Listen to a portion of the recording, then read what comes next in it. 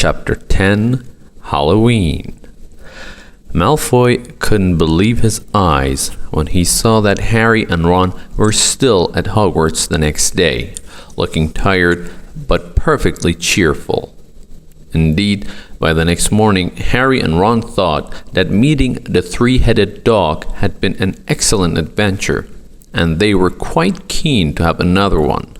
In the meantime, Harry filled Ron in about the package that seemed to have been moved from Gringotts to Hogwarts, and they spent a lot of time wondering what could possibly need such heavy protection. "It's either really valuable or really dangerous," said Ron. "Or both," said Harry. But as all they knew for sure about the mysterious object was that it was about 2 inches long, they didn't have much chance of guessing what it was without further clues. Neither Neville nor Hermione showed the slightest interest in what lay underneath the dog and the trapdoor. All Neville cared about was never going near the dog again. Hermione was now refusing to speak to Harry and Ron, but she was such a bossy know-it-all that they saw this as an added bonus. All they really wanted now was a way of getting back at Malfoy. And to their great delight, just such a thing arrived in the mail about a week later. As the owls flooded into the great hall as usual, everyone's attention was caught at once by a long, thin package carried by 6 large screech owls. Harry was just as interested as everyone else to see what was in this large parcel, and was amazed when the owl soared down and dropped it right in front of him, knocking his bacon to the floor. They had hardly fluttered out of the way when another owl dropped a letter on top of the parcel. Harry ripped open the letter first, which was lucky because it said, "Do not open the parcel at the table. It contains your new Nimbus 2000. But I don't want everybody knowing you've got a broomstick or they all want one.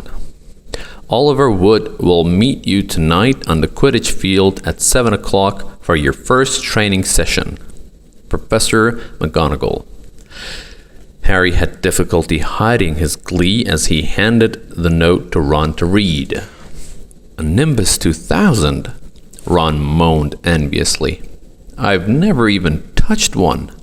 They left the hall quickly, wanting to unwrap the broomstick in private before their first class.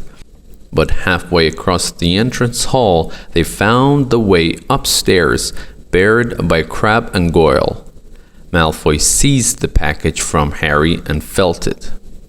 "That's a broomstick," he said, throwing it back to Harry with a mixture of jealousy and spite on his face. "You'll be in for it this time, Potter. First years aren't allowed them." Ron couldn't resist it. "It's not any old broomstick," he said. "It's a Nimbus 2000. What did you say you've got at home, Malfoy? A Comet 260? Ron grinned at Harry. "Comets look flashy, but they're not in the same league as Nimbus." "What would you know about it, Weasley? You couldn't afford half the handle." Malfoy snapped back. "I suppose you and your brothers have to save up twig by twig." Before Ron could answer, Professor Flitwick appeared at Malfoy's elbow. "Not arguing, I hope, boys," he squeaked. "Potter's been sent a broomstick, Professor," said Malfoy quickly. Yes, that's right," said Professor Flitwick, beaming at Harry. "Professor McGonagall told me all about the special circumstances, Potter. And what model is it?" "A Nimbus 2000, sir," said Harry, fighting not to laugh at the look of horror on Malfoy's face. "And it's really thanks to Malfoy here that I've got it," he added. Harry and Ron headed upstairs, smothering their laughter at Malfoy's obvious rage and confusion. "Well, it's true," Harry curdled as they reached the top of the marble staircase. If he hadn't stolen Neville's Remembrall, I wouldn't be on the team. So I suppose you think that's a reward for breaking rules, came an angry voice from just behind them. Hermione was stumping up the stairs, looking disapprovingly at the package in Harry's hand. I thought you weren't speaking to us, said Harry. Yes, don't stop now, said Ron. It's doing us so much good. Hermione marched away with her nose in the air. Harry had a lot of trouble keeping his mind on his lessons that day. It kept wandering up to the dormitory when his new broomstick was lying under his bed, or straying off to the Quidditch field where he'd be learning to play that night. He bolted his dinner that evening without noticing what he was eating, and then rushed upstairs with Ron to unwrap the Nimbus 2000 at last. Wow! Ron sighed as the broomstick rolled onto Harry's bedspread. Even Harry, who knew nothing about the different brooms, thought it looked wonderful, sleek and shiny, with a mahogany handle. It had a long tail of neat, straight twigs, and Nimbus 2000 written in gold near the top. At 7 o'clock drew nearer, Harry left the castle and set off in the dusk toward the Quidditch field. He'd never been inside the stadium before. Hundreds of seats were raised in stands around the field so that the spectators were high enough to see what was going on. At either end of the field were 3 golden poles with hoops on the end. They reminded Harry of the little plastic sticks Muggle children blew bubbles through, except that they were 50 feet high. Too eager to fly again to wait for Wood, Harry mounted on his broomstick and kicked off from the ground. What a feeling! He swooped in and out of the goalposts and then sped up and down the field. The Nimbus 2000 turned wherever he wanted and his lightest touch. Hey, Potter, calm down. Oliver Wood had arrived. He was carrying a large wooden crate under his arm. Harry landed next to him. Very nice, said Wood, his eyes glinting. I see what McGonagall meant. You really are a natural. I'm just going to teach you the rules this evening. Then you'll be joining team practice 3 times a week. He opened the crate. Inside were 4 different sized balls. Right, said Wood. Now, Quidditch is easy enough to understand, even if it is not too easy to play. There are 7 players on each side. 3 of them are called chasers. 3 chasers, Harry repeated, as Wood took out a bright red ball about the size of a soccer ball. This ball's called the quaffle, said Wood. The chasers throw the quaffle to each other and try to get it through one of the hoops. To score a goal. 10 points every time the quaffle goes through one of the hoops. Follow me? The chasers throw the quaffle and put it through the hoops to score, Harry recited. So, that's sort of like basketball and broomsticks with 6 hoops, isn't it? What's basketball? Said Wood curiously. Never mind, said Harry quickly. Now, there is another player on each side who's called the keeper. I'm keeper for Gryffindor. I have to fly around our hoops and stop the other team from scoring. 3 chasers, 1 keeper, said Harry, who was determined to remember it all. And they play with the quaffle. Okay, got that. So what are they for? He pointed at the 3 balls left inside the box. I'll show you now, said Wood. Take this. He handed Harry a small club, a bit like a short baseball bat. "I'm going to show you what the Bulgers do," Wood said. "These two are the Bulgers." He showed Harry two identical balls, jet black and slightly smaller than the red quaffle. Harry noticed that they seemed to be straining to escape the straps holding them inside the box. "Stand back," Wood warned Harry. He bent down and freed one of the Bulgers. At once, the black ball rose high in the air and then pelted straight at Harry's face. Harry swung at it with the bat to stop it from breaking his nose and sent it zigzagging away into the air. It zoomed around their heads and then shot at Wood, who dived on top of it and managed to pin it to the ground. "See?" Wood panted, forcing the struggling Bulger back into the crate and strapping it down safely. The Bulgers rocket round, trying to knock players off their brooms. That's why you have two beaters on each team. The Weasley twins are ours. It's their job to protect their side from the Bulgers and try and knock them toward the other team. So, think you've got all that? 3 chasers try and score with the quaffle. The keeper guards the goalposts. The beaters keep the Bulgers away from their team. Harry reeled off. "Very good," said Wood. Have the Bulgers ever killed anyone?" Harry asked, hoping he sounded offhand. "Never at Hogwarts. We've had a couple of broken jaws, but nothing worse than that. Now, the last member of the team is the Seeker. That's you, and you don't have to worry about the quaffle or the Bulgers. Unless they crack my head open. Don't worry, the Weasleys are more than a match for the Bulgers. I mean, they're like a pair of human Bulgers themselves." Wood reached into the crate and took out the 4th and last ball. Compared with the quaffle and the Bulgers, it was tiny, about the size of a large walnut. It was bright gold and had little fluttering silver wings. "This," said Wood, "is the golden snitch, and it's the most important ball of the lot. It's very hard to catch because it's so fast and difficult to see. It's the Seeker's job to catch it. You've got to weave in and out of the chasers, beaters, Bulgers, and quaffle to get it before the other team's Seeker, because whichever Seeker catches the snitch wins his team an extra 150 points.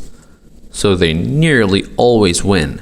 That's why Seekers get fouled so much. A game of Quidditch only ends when the snitch is caught, so it can go on for ages. I think the record is 3 months. They had to keep bringing on substitutes so the players could get some sleep." "Well, that's it. Any questions?" Harry shook his head. He understood what he had to do all right. It was doing it that was going to be the problem. "We won't practice with the snitch yet," said Wood, carefully, shutting it back inside the crate. "It's too dark. We might lose it. Let's try you out with a few of these." He pulled a bag of ordinary golf balls out of his pocket, and a few minutes later, he and Harry were up in the air, Wood throwing the golf balls as hard as he could in every direction for Harry to catch. Harry didn't miss a single one, and Wood was delighted. After half an hour, night had really fallen and they couldn't carry on. "That Quidditch couple have our name on it this year," said Wood happily as they trudged back up to the castle. "I wouldn't be surprised if you turn out better than Charlie Weasley. And he could have played for England if he hadn't gone off chasing dragons." Perhaps it was because he was now so busy. What with Quidditch practice 3 evenings a week on top of all his homework, but Harry could hardly believe it when he realized that he'd already been at Hogwarts 2 months. The castle felt more like home than Private Drive ever had. His lessons, too, were becoming more and more interesting now that they had mastered the basics. On Halloween morning, they woke to the delicious smell of baking pumpkin wafting through the corridors. Even better, Professor Flitwick announced in charms that he thought they were ready to start making objects fly, something they had all been dying to try since they'd seen him make Neville's toad zoom around the classroom. Professor Flitwick put the class into pairs to practice. Harry's partner was Seamus Finnegan, which was a relief because Neville had been trying to catch his eye. Ron, however, was to be working with Hermione Granger. It was hard to tell whether Ron or Hermione was angrier about this. She hadn't spoken to either of them since the day Harry's broomstick had arrived. Now, don't forget that nice wrist movement we've been practicing, squeaked Professor Flitwick, perched on top of his pile of books as usual. Swish and flick. Remember, swish and flick. And saying the magic words properly is very important too. Never forget Wizard Barufio, who said S instead of F, and found himself on the floor with a buffalo on his chest. It was very difficult. Harry and Seamus swished and flicked. But the feather they were supposed to be sending skyward just lay on the desktop. Seamus got so impatient that he prodded it with his wand and set fire to it. Harry had to put it out with his hat. Ron at the next table wasn't having much more luck. "Wingardium Leviosa," he shouted, waving his long arms like a windmill. "You're saying it wrong," Harry heard Hermione snap. "It's Wingardium Leviosa. Make the gar nice and long." "You do it then, if you're so clever," Ron snarled. Hermione rolled up the sleeves of her gown, flicked her wand, and said, "Wingardium Leviosa." Their feather rose off the desk and hovered about 4 feet above their heads. "Oh, well done," cried Professor Flitwick, clapping. "Everyone see here. Miss Granger's done it." Ron was in a very bad mood by the end of the class. "It's no wonder no one can stand her," he said to Harry as they pushed their way into the crowded corridor. "She's a nightmare, honestly." Someone knocked into Harry as they hurried past him. It was Hermione. Harry caught a glimpse of her face and was startled to see that she was in tears. "I think she heard you." "So?" said Ron, but he looked a bit uncomfortable. "She must have noticed she's got no friends." Hermione didn't turn up for the next class and wasn't seen all afternoon. On their way down the Great Hall for the Halloween feast, Harry and Ron overheard Parvati Patil telling her friend Lavender that Hermione was crying in the girls' bathroom and wanted to be left alone. Ron looked still more awkward at this, but a moment later they had entered the Great Hall, where the Halloween decorations put Hermione out of their minds. 1,000 live bats fluttered from the walls and ceiling, while 1,000 more swooped over the tables in low black clouds, making the candles in the pumpkins stutter. The feast appeared suddenly on the golden plates, as it had at the start of term banquet. Harry was just helping himself to a baked potato when Professor Quirrell came sprinting into the hall, his turban askew and terror on his face. Everyone stared as he reached Professor Dumbledore's chair, slumped against the table, and gasped, "Troll! In the dungeons! Thought you had to know." He then sank to the floor in a dead faint.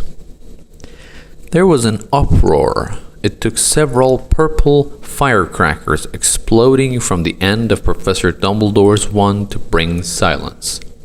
"Perfects," he rumbled. "Lead your houses back to the dormitories immediately." Percy was in his element. "Follow me. Stick together, first years. No need to fear the troll if you follow my orders. Stay close behind me. Now, make way. First years coming through. Excuse me, I'm a perfect." "How could a troll get in?" Harry asked as they climbed the stairs. "Don't ask me. They're supposed to be really stupid," said Ron. "Maybe Peeves let in for a Halloween joke." They passed different groups of people hurrying in different directions. As they jostled their way through a crowd of confused Hufflepuffs, Harry suddenly grabbed Ron's arm. "I've just thought. Hermione." "What about her? She doesn't know about the troll."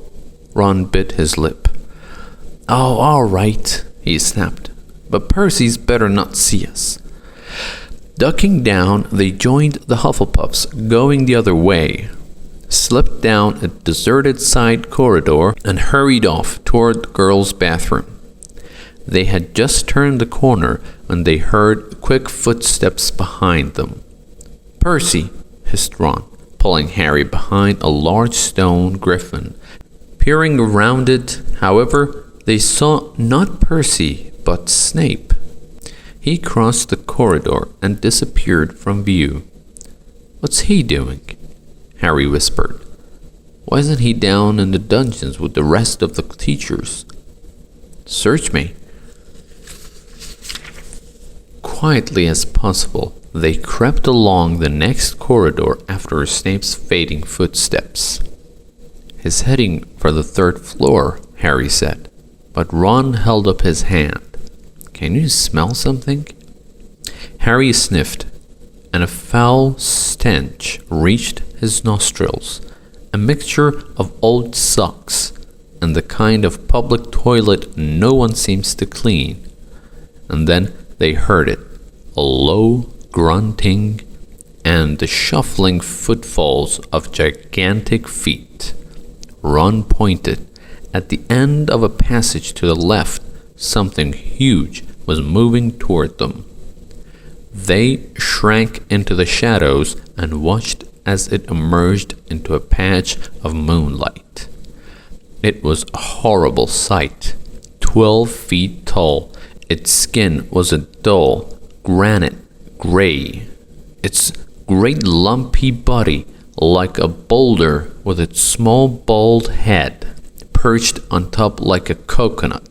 It had short legs, thick as tree trunks, with flat, horny feet. The smell coming from it was incredible. It was holding a huge wooden club, which dragged along the floor because its arms were so long. The troll stopped next to a doorway and peered inside. It waggled its long ears, making up its tiny mind, then slouched slowly into the room. "The key's in the lock," Harry muttered. "We could lock it in." "Good idea," said Ron nervously. They edged toward the open door, mouths dry, praying the troll wasn't about to come out of it. With one great leap, Harry managed to grab the key, slam the door, and lock it. Yes! Flushed with their victory, they started to run back up the passage. But as they reached the corner, they heard something that made their hearts stop. A high, petrified scream. and it was coming from the chambers they'd just chained up. "Oh no," said Ron, pale as the bloody Baron. "It's the girls' bathroom," Harry gasped. "Hermione," they said together. It was the last thing they wanted to do. But what choice did they have? Wheeling around, they sprinted back to the door and turned the key. Fumbling in their panic, Harry pulled the door open and they ran inside. Hermione Granger was shrinking against the wall opposite, looking as if she was about to faint. The troll was advancing on her, knocking the sinks off the wall as it went. "Confuse it," Harry said desperately to Ron, and seizing a tap, he threw it as hard as he could against the wall. The troll stopped a few feet from Hermione. It lumbered around, blinking stupidly to see what had made the noise. Its mean little eyes saw Harry. It hesitated, then made for him instead, lifting its club as it went. "Oi, pea-brain!" yelled Ron from the other side of the chamber as he threw a metal pipe at it. The troll didn't even seem to notice the pipe hitting its shoulder, but it heard the yell and paused again, turning its ugly snout toward Ron instead, giving Harry time to run around. "Come on, run! Run!" Harry yelled at Hermione, trying to pull her toward the door, but she couldn't move. She was still flat against the wall, her mouth open with terror. The shouting and the echoes seemed to be driving the troll berserk. It roared again and started toward Ron, who was nearest and had no way to escape. Harry then did something that was both very brave and very stupid. He took a great running jump and managed to fasten his arms around the troll's neck from behind. The troll couldn't feel Harry hanging there, but even a troll will notice if you stick a long bit of wood up its nose. And Harry's wand had still been in his hand when he jumped. It had gone straight up one of the troll's nostrils. Howling with pain, the troll twisted and flailed its club, with Harry clinging on for dear life. Any second, the troll was going to rip him off or catch him. A terrible blow with the club. Hermione had sunk to the floor in fright. Ron pulled out his own wand, not knowing what he was going to do. He heard himself cry the first spell that came into his head. "Wingardium Leviosa!" The club flew suddenly out of the troll's hand, rose high up into the air, turned slowly over, and dropped with a sickening crack onto its owner's head.